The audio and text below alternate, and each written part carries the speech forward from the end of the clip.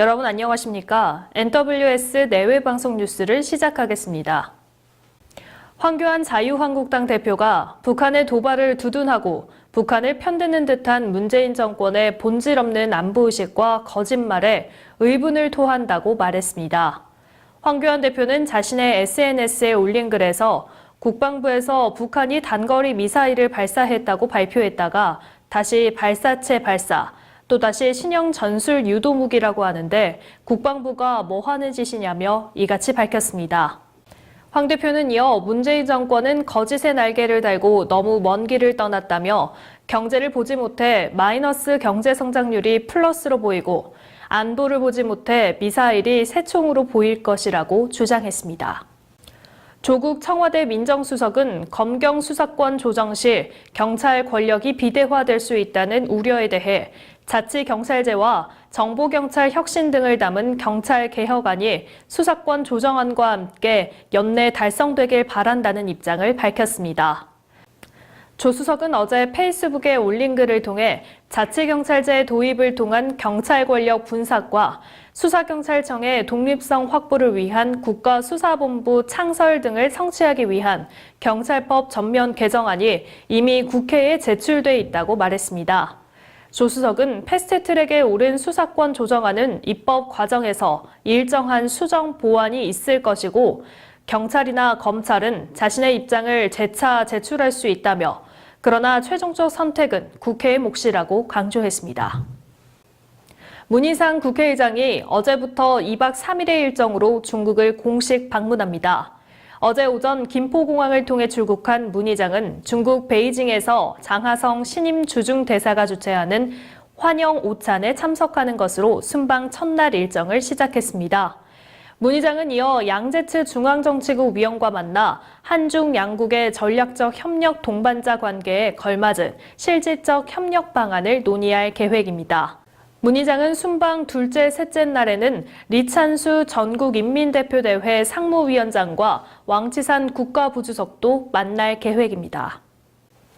북한이 며칠 전 발사한 발사체는 신형 전술유도 무기라고 밝히며 훈련 장면을 공개했습니다. 북한 조선중앙TV는 김정은 위원장이 타격 순서와 방법을 정해줬다며 이번 훈련을 상세하게 보도했습니다. 240, 그리고 신형인 300mm 대구경 방사포를 동원한 게 확인됐고 특히 이동실 발사 차량에서 공중으로 치솟는 발사체도 보입니다. 미사일인지 아닌지 정부는 아직 판단을 유보하고 있지만 군사 전문가들은 신형 단거리 미사일로 보인다고 분석했습니다. 작년 2월 북한군 창설 70주년 기념 열병식에서 처음 등장했던 탄도미사일이란 겁니다. 특히 모양새로 볼 때 러시아가 지난 2006년 배치한 지대지 탄도미사일과 비슷해 북한판 이스칸데르라는 추정도 나옵니다. 만약 맞다면 고체 연료 용량에 따라 사거리는 최대 500km까지 가능합니다. 또 기존 탄도미사일과 달리 비행 궤도를 복잡하게 변화시킬 수 있어 패트리엇 같은 미사일 방어체계로도 요격하기 어렵습니다. 올해 서울대 법학전문대학원 신입생 10명 중 9명 이상은 서울대, 연세대, 고려대에서 학부를 졸업한 이른바 스카이 출신인 것으로 나타났습니다. 사법시험 준비생 모임이 전국 21개 로스쿨의 올해 신입생 출신 대학을 분석한 결과 스카이 출신 신입생 비율이 서울대 93%, 연세대 86%, 고대 75%에 달했습니다. 반면 전남대와 제주대, 충북대 등은 스카이 출신 신입생 비율이 10%에 그쳤습니다. 사법시험 준비생 모임은 로스쿨 도입 목적 중 하나가 학벌주의 철폐였지만 로스쿨 비인가 대학과 독학사 출신이 서울 지역 로스쿨에 입학한 비율은 2.7%에 불과했다며 로스쿨을 폐지하고 새로운 법조인 양성제도를 도입하라고 요구했습니다. 폼페이오 미국 국무장관은 지난주 야권의 군사봉기에도 건재를 과시하며 니콜라스 마두로 대통령이 권좌에 남아있는 데 대해 쿠바의 지원 없이는 불가능한 일이라고 말했습니다. 폼페이오 장관은 미국 시간으로 일요일 아침 ABC 디스워크 프로그램에 출연해 현재 쿠바가 마두로의 외곽 경비를 맡아 그가 어딜 가나 지켜주고 있다면서 마두로는 베네수엘라군을 신뢰하지 못하고 있다고 주장했습니다.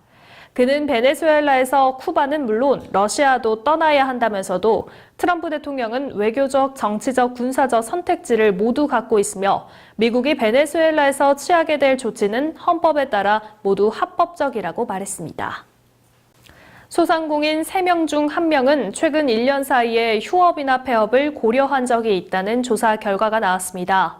중소기업 중앙회가 소상공인 500개사를 조사한 결과 33%가 휴폐업을 고려했다고 답했고 폐업을 못한 이유로는 복수응답으로 매수자가 없다가 63%, 권리금 회수가 어려워서가 41%로 나타났습니다. 또 소상공인 가운데 일주일에 엿새 이상 영업하는 비율은 80% 이상이었고 하루 평균 11시간 이상 일한다는 비율도 40%를 넘은 것으로 조사됐습니다. 메이저리그 피츠버그의 강정호 선수가 연장 승부에서 대타로 나서 호스비와 볼넷으로 승리의 발판을 놨습니다. 강정호는 오클랜드와의 홈 경기에서 1대1로 맞선 연장 10회 2사 후 대타로 나서 우익수 뜬공으로 물러났으나 3대1로 뒤집힌 연장 13회 말 원아웃 1루 상황에서 투스트라이크 이후 볼 4개를 골라 출루했고 이어진 마르테의 3점 홈런으로 5대3 승리에 힘을 보탰습니다. 수비에선 13회 초 1사 만루 위기에 투수의 발에 맞고 굴절된 타구를 병살타로 만들어내 실점을 막았습니다. 흥행 광풍을 이어가는 어벤져스 엔드게임이 1000만 영화에 등극했습니다. 개봉 11일 만에 1위로 12일 만에 1000만 관객을 달성한 명락의 기록을 하루 앞당겼는데요. 본 영화를 또 보는 재관람 열풍까지 일고 있어 어벤져스의 흥행세가 어디까지 계속될지 최종 성적표에 벌써부터 관심이 쏠립니다. 남양주시 진저오남행정복지센터는 5월 3일 왕숙천 하청 부진의 불법 경작농지에 대하여 행정 대집행을 실시했습니다. 하천은 맑은 물과 생태 공간 확보를 위해 농약 및 비료, 쓰레기를 유발하는 경작이 원칙적으로 금지되어 있고 진접 오남 행정복지센터에서도 안내문과 현수막 등을 지속적으로 설치하여 경작 금지를 권고해왔습니다.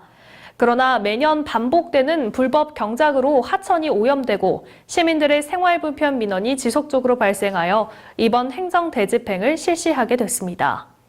이명우 진접 오남 행정복지센터장은 불법 행위를 제거해서 하천을 시민에게 돌려주고자 이번 행정 대집행을 실시하게 됐으며 앞으로도 하천 환경 보존을 위한 시민 여러분들의 많은 관심과 협조를 바란다고 전했습니다.